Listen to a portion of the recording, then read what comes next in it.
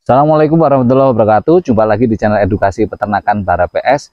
Video yang kali ini kayaknya agak lama nih. Ada komentar yang masuk, request minta dijelaskan pemeliharaan ayam petelur dari 0 sampai akhir. Lama banget ya, dari 0 sampai akhir. Saya juga mungkin kalau menjelaskan dengan detail 7 hari 7 malam juga kayaknya nggak selesai kayaknya. Ya, kita akan coba jelaskan secara umum garis besarnya ya. Gimana pemeliharaannya dari 0 sampai dengan akhir, kita coba padatkan tapi tetap mudah-mudahan bisa diterima dan dipahami dengan baik. Nanti kalau misalnya perlu yang informasi yang lebih detail, nanti bisa disimak di video-video yang lain yang membahas dengan lebih detail. Karena ini pembahasannya agak lama ya, jadi jangan lupa siapkan dulu kopinya sama cemilannya.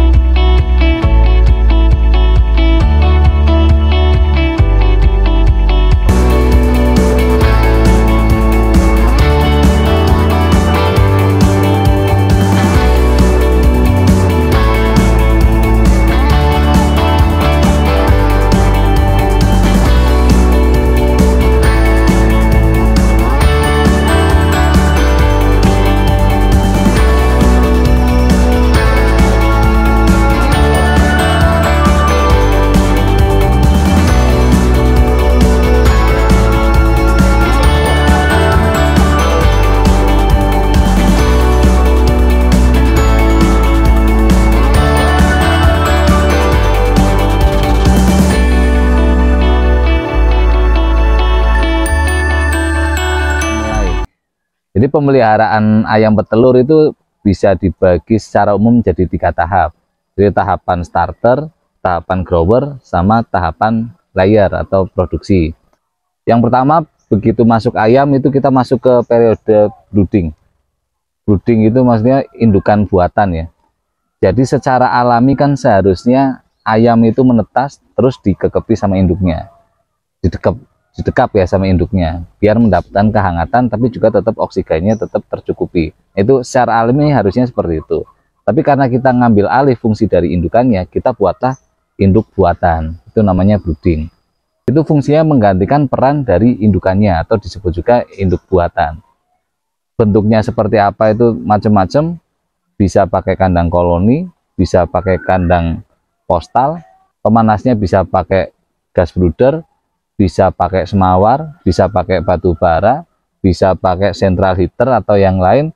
Tapi yang jelas yang dibutuhkan ayam terutama pas ayam muda itu tercukupi seperti saat dia didekap sama induknya. Prinsipnya itu seperti itu. Berapa lama? Apakah pasti 2 minggu? Belum tentu, karena tiap daerah itu kondisinya lain-lain. Jadi ada daerah yang memang kondisi cuacanya dingin ya, itu bisa sampai 3 minggu masih diangetin. Rata-rata misalnya secara umum 2 minggu ya, misalnya 3 sampai 5 hari pertama itu siang malam, nanti hari selanjutnya cuma pas malam aja sekitar 2 minggu. Tapi di daerah tertentu, di daerah panas itu bisa jadi yang siang malam cuma 3 hari atau 2 hari, yang malamnya dikasih pemanas itu bisa jadi hanya seminggu atau 10 hari. Tapi di daerah dingin itu bisa jadi siang malamnya sampai 2 minggu, yang malamnya aja bisa sampai 3 minggu. Itu tergantung situasi dan kondisi di kandang masing-masing. Tapi prinsipnya ayam mendapatkan kenyamanan dan kehangatan yang dia butuhkan.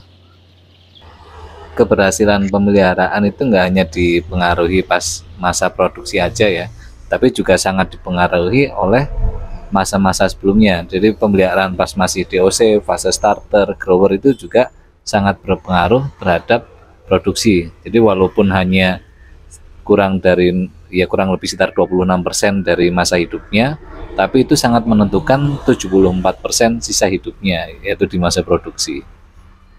DOC itu rata-rata bobotnya 34-35 gram lah, dan DOC-nya sehat, lincah gitu ya. Kemudian begitu masuk disiapkan brooding yang baik, yang sesuai. Untuk awal-awal bisa dikasih air gula dengan 3-5% untuk mengganti energinya ya. Itu bisa dipakai air gula. Kemudian diusahakan pakan masuk, jadi pakan diberikan sesering mungkin 2 jam sekali dikasih pakan secukupnya, nanti bisa ditambahkan lagi, jangan diberikan sekaligus langsung banyak.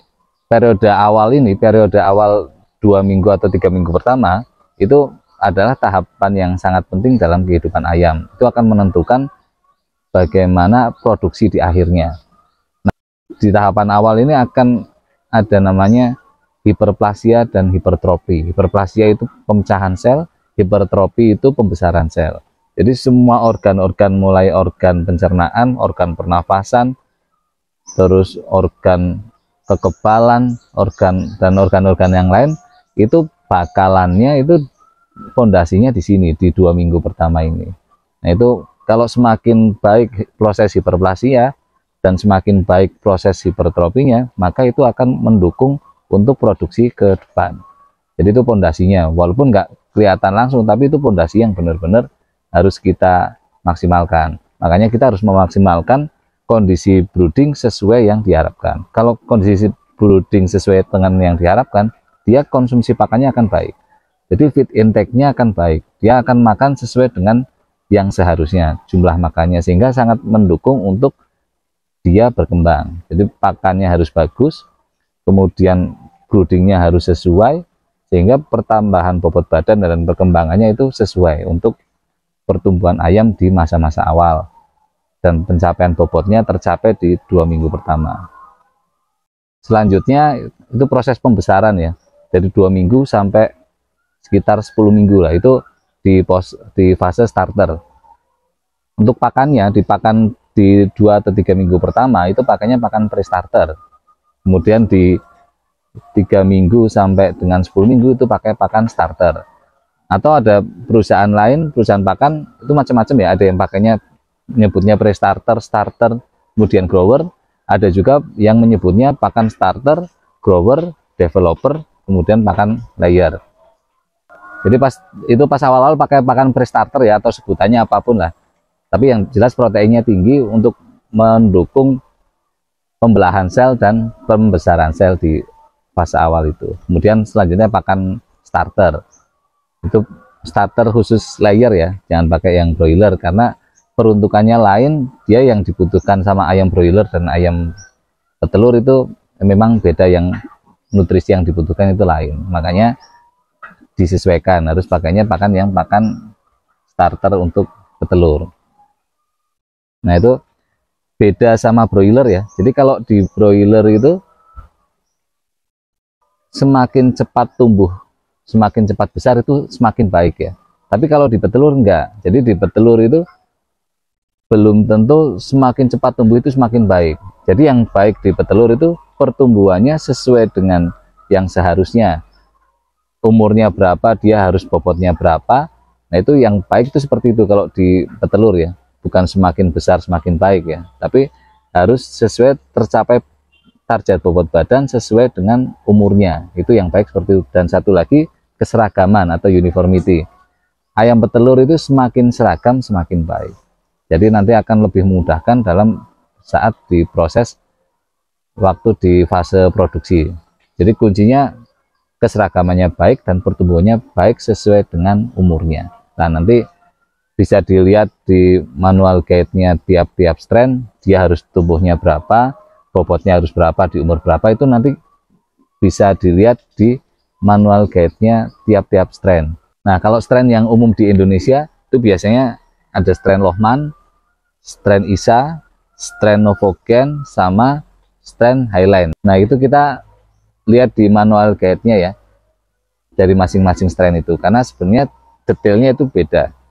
Tapi kalau secara umum sih angkanya sebenarnya hampir mirip lah. Tapi kalau lebih detailnya kita bisa lihat di manual guide-nya. Lihat di internet banyak artikel-artikelnya, strain Isa, strain Lohmann, atau strain Novogen, atau strain Highline sesuai dengan manual guide-nya.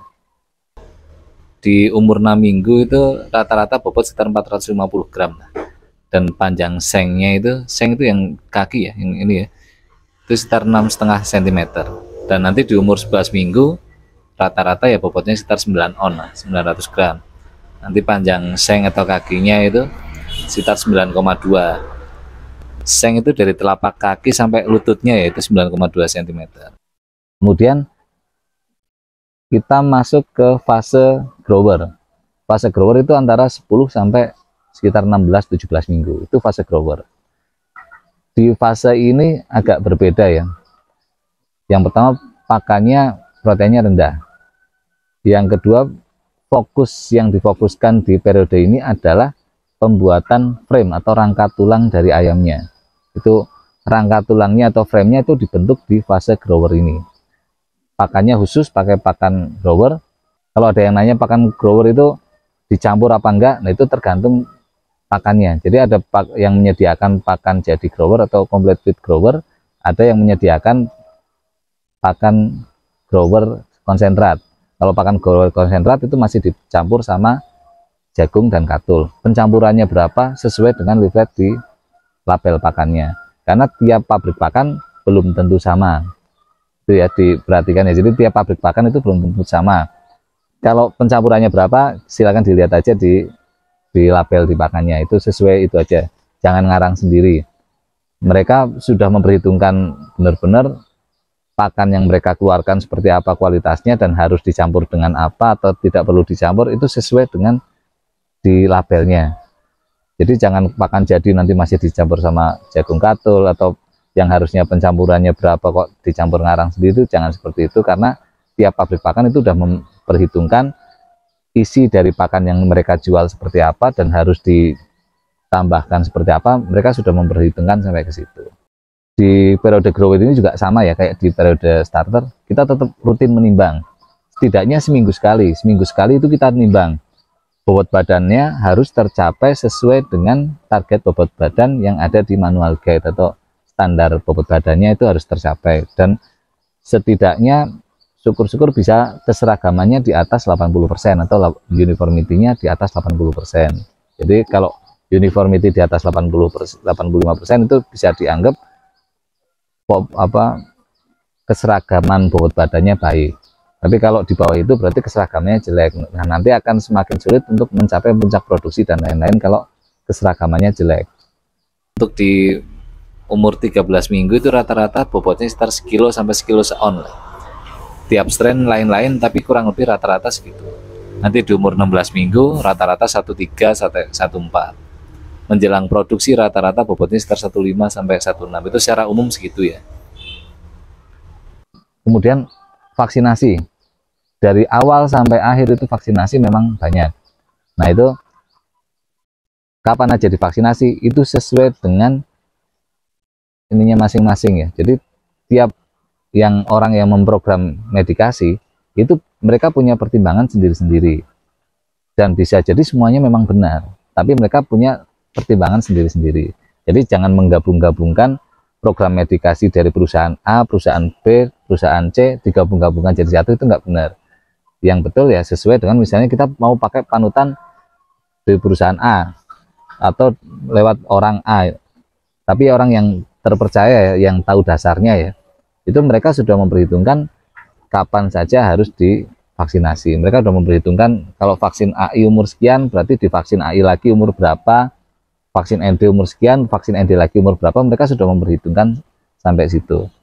Kemudian ada juga sebenarnya yang baik, misalnya untuk di awal ya, vaksin Gumboro apa ND itu mereka ngambil titer maternal antibodinya dari ayam. Jadi mereka sudah menentukan, dengan melihat maternal antibodinya berapa, mereka sudah bisa menentukan oh kira-kira habis di umur sekian. Jadi mereka masuk di vaksin Gumboro di umur sekian. Itu udah yang lebih baik seperti itu. Tapi kalau untuk peternak-peternak kecil, menurut saya kurang memungkinkan kalau pakai cara seperti itu. Jadi kita pakai standarnya di salah satu perusahaan yang kita percaya aja.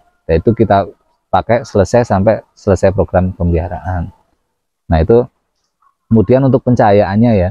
Jadi di awal-awal produksi, di awal-awal pemeliharaan maksudnya, itu periode starter pencahayaan full. Itu siang malam dipakai pencahayaan biar mereka konsumsi pakannya juga baik dan mereka nyaman. Tapi nanti di umur grower, pencahayaan itu malam tidak ada pencahayaan. Sebenarnya kalau lebih detail, ada program pemeliharaan khusus untuk membahas tentang pencahayaan ya. Jadi nanti detail di situ.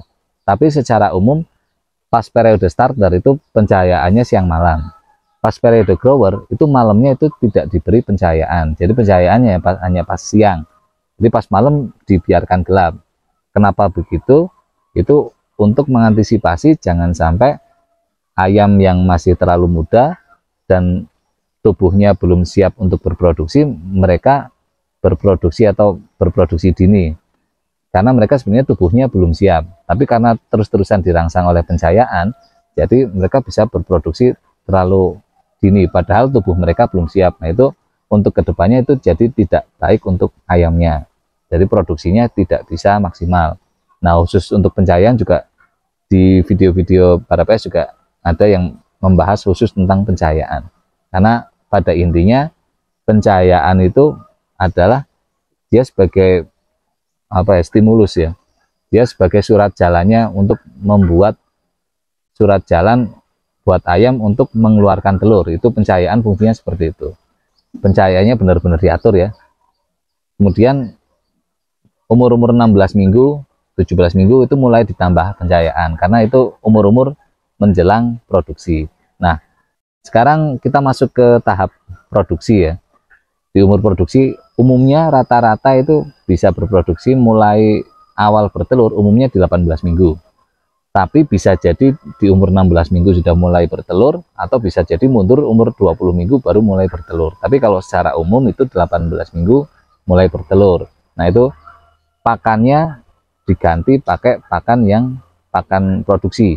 Ada sebagian pemahaman yang mereka menggunakan pakan produksi atau pakan layer itu di umur 16 atau 17 minggu tanpa memperhatikan produksinya sudah berapa persen. Tapi sebagian lagi mereka memberikan pakan produksi itu di umur, patokannya bukan umur tapi produksi 2%. Setelah 2% produksi baru diganti full pakai pakan produksi. Kalau saya sendiri sih, saya biasanya umur 16-17 itu udah mulai dioplos pakannya, karena pergantian pakan kan juga harus bertahap ya, nggak bisa sekaligus. Makanya kalau saya sendiri biasanya saya oplos dulu, nanti kalau mulai produksinya mulai 2% baru saya kasih full pakai pakan layer. Nah jadi masalah lagi kalau populasi kita kecil. Populasi kecil itu kalau misalnya kok kita kan satu campuran kan 150 kilo ya, satu campuran pakan konsentrat grower ya. Nah kita juga harus menyesuaikan biar nanti tidak terlalu telat pindahnya dan tidak terlalu cepat pindahnya, itu disesuaikan untuk pencampurannya. Oke, setelah itu kita masuk ke fase produksi ya. Di masa produksi itu mulai berproduksi tadi kan umur 18 minggu ya. Biasanya nanti di umur 22-23 minggu produksinya sudah mencapai 50-60%. Nah kalau produksi 50-60% itu biasanya sudah cukup untuk beli pakan sendiri umumnya. Tapi kalau kondisinya pas lagi nggak baik, harga pakan pas mahal, harga telur pas murah, itu mungkin belum cukup. Tapi kalau misalnya pas harga pakan pas murah, harga telur pas mahal, mungkin tidak sampai 22 minggu, baru 40-50% itu sudah cukup untuk membeli pakan sendiri. Itu tergantung kondisi fluktuasi harganya. Tapi secara umum di umur 22-23 segitu. Untuk pencahayaannya per hari itu 16 jam. Jadi mereka butuh pencahayaan 16 jam per hari. Di Indonesia pencahayaan di siang hari itu rata-rata sekitar 12 jam. Jadi jam 6 sore sampai jam 6 pagi sampai jam 6 sore itu umumnya itu terang dan pencahayaannya cukup. Nah, tambahan 4 jam lainnya itu digunakan pas pagi antar jam 3:30-4 itu sudah nyala. Terus pas sorenya sekitar sampai jam 7:30-8. Jadi totalnya tetap 16 jam. Siang pun kalau memang pas lagi kondisi cuacanya mendung, itu juga lampunya dinyalakan. Nah malam apakah harus gelap semua? Jadi pada dasarnya mereka butuh pencahayaannya itu 16 jam. Tapi mereka juga mungkin butuh penerangan. Jadi beda ya pencahayaan sama penerangan ya. Misalnya di tempat-tempat yang memang rawan tidak aman dari hewan atau tidak aman dari faktor keamanan maling dan lain-lain, ya mungkin perlu penerangan. Tapi itu penerangan bukan pencahayaan. Jadi cukup satu lampu yang tidak terlalu terang itu tidak masalah. Itu untuk membantu menjaga keamanan misalnya. Dan nanti di umur-umur 20 minggu jengger sudah mulai berwarna pink kemerahan. Kemudian jarak antara tulang di bawah kloaka atau capit tulangnya itu sekitar 2 jari. Jadi kalau tadi di awal sampai grower itu pakannya ya sesuai dengan standarnya ya. Jadi kalau diproduksi pakannya rata-rata 120 gram per ekor per hari. Itu juga tidak saklek segitu. Kalau kita lihat di manual guide itu tahapannya justru hanya 110, 115, 120. Tapi kita harus menyadari kualitas pemeliharaan kita itu tidak sebaik yang di manual guide. Kualitas pakan yang kita pakai juga tidak sebaik yang ada di manual guide. Makanya kita harus menyesuaikan itu, sehingga yang sedang, yang tepat ya kita kira sekitar 120 gram per ekor per hari. Itu dengan pakan yang dengan kadar protein 17-19%, dengan energi sekitar 2600 sampai 2700 kilokalori, dengan makan 120 gram kira-kira cukup untuk ayam berproduksi maksimal. Dengan pakan yang standar tentunya ya, pakannya standar, kualitasnya cukup baik, terus pemeliharaannya juga baik, kira-kira itu pakan segitu itu cukup. Nah kalau pakannya memang kualitasnya baik dan pemeliharaannya baik, mungkin hanya 115 juga sudah cukup. Tapi kita harus menyadari ya, kita sendiri yang tahu seberapa baik kualitas pemeliharaan kita, seberapa baik kualitas jagungnya, seberapa baik kualitas konsentratnya, seberapa baik kualitas bekatulnya. Nah kita harus menyadari sampai situ. Nanti kalau ada yang nanya pakan apa yang terbaik, semua penjual pakan bilang pakan dia yang terbaik. Itu pasti seperti itu ya. Saya kan juga punya usaha toko peternakan ya. Itu pakan yang terbaik ya yang saya jual. Tapi kita bisa lihat sendiri, yang tidak bisa bohong itu ayamnya. Jadi kalau pakan yang kualitasnya baik, otomatis produksinya baik. Kalau produksinya baik, berarti dia pemeliharaannya lebih efisien. Kalau pemeliharaannya lebih efisien, itu artinya kemungkinan untuk untung lebih besar. Karena masih ada faktor satu lagi, masalah fluktuasi harga. Jadi produksinya baik, kalau ketemu harganya baik, kita keuntungannya maksimal. Kalau ketemu harga kurang baik, kita keuntungannya tipis. Kalaupun ruginya tidak terlalu banyak kalau produksi kita baik. Ciri-ciri pakan yang baik itu bisa terserap sempurna oleh ayam. Jadi percuma kalau tulisannya protein 36%, apa 37%, 38%, itu semua pabrik pakan tulisannya segitu. Tapi yang tidak bisa bohong kan ayamnya. Dikasih pakan dengan kualitas segitu, bagus apa enggak itu. Nah itu produksinya yang nggak bisa bohong kan, ayamnya ya. Dikasih pakan seperti apa, dia akan mengeluarkan seperti apa. Begitu juga nanti bisa dilihat di kotorannya gitu. Kalau kotorannya wet dropping atau mencret terus, berarti artinya banyak nutrisi yang tidak bisa terserap. Nah itu pakan selain tulisannya bagus ya, 36%, itu juga harus tingkat kecernaannya baik, sehingga bisa dicerna di ayam, kemudian dimanfaatkan oleh ayam sehingga dia bisa berproduksi dengan baik. Itu faktornya, berarti manajemen pemeliharaannya baik, pemberian pakannya baik, kualitas pakannya baik, pencahayaannya sesuai, penjagaan kesehatannya juga baik. Menjaga kesehatannya dengan menjaga kebersihan dan disinfeksi. Kemudian vaksinnya kalau untuk umur dewasa yang standar itu divaksin rutin ND dan NDIB. Vaksin ND-nya sebulan sekali, IB-nya 2 bulan sekali. Jadi biasanya pakai metodenya buka tutup. Sekarang bulan ini divaksin ND, bulan depan divaksin NDIB, bulan depannya lagi divaksin ND lagi, bulan depannya NDIB lagi. Kalau lebih kuat lagi untuk mencegah AI-nya, divaksin AI 4 bulan sekali atau 4 kali dalam pemeliharaannya. Itu diproduksi seperti itu. Terus kapan diakhir? Sebenarnya penentuan kapan diakhir itu juga sebenarnya tergantung dengan situasi. Tapi secara umum diakhir rata-rata di umur 90 minggu. Asumsinya 90 minggu itu produksinya sudah tidak optimal. Kalau tidak optimal nanti juga berpengaruh ke keuntungan kita sebagai peternak. Jadi rata-rata di 90 minggu. Tapi itu bisa mundur atau bisa maju tergantung banyak faktor. Misalnya faktor pemeliharaan kurang baik ya. Seharusnya 90 minggu, tapi 80 minggu itu produksinya sudah jelek dan sudah tidak nutup antara beli pakan dengan penjualan telurnya. Makanya diakhir lebih cepat. Kemudian itu faktornya karena kualitas pemeliharaan kita. Kualitas pemeliharaan yang mulai dari manajemen pemeliharaan, pakannya, dan lain-lain itu berpengaruh ke situ. Begitu juga bisa sampai mundur 90 minggu lebih. Saya kemarin ada yang akhir di umur 98 dengan produksi yang masih 80%. Nah itu semua tergantung dengan kualitas pemeliharaan kita. Tapi saya juga bisa pernah ngafkir sebelum umur 90 minggu udah saya akhir karena memang produksinya kurang baik. Nah itu tergantung pertimbangan itu juga.